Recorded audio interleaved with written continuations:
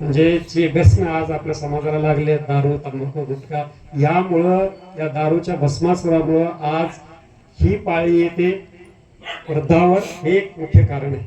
आणि म्हणून यावेळेस आम्ही ठरवलंय की 10 करोड प्रतिज्ञा करायची आणि युवकांना व्यसनापासून मुक्त व्हायचं.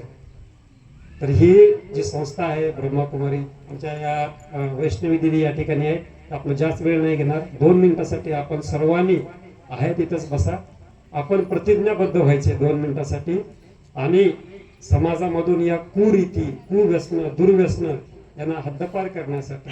कारण माझ्याकडे रोज फोन येतात, रोज एक माता, रोज एक महिला माझ्यावर फोनवर रडते, घरात दारू पिणाऱ्याची अवस्था, घरातली दयनीय अवस्था पाहून. म्हणून या ठिकाणी समाजामध्ये जाऊन व्यसनमुक्तीचंही काम आम्ही करतो.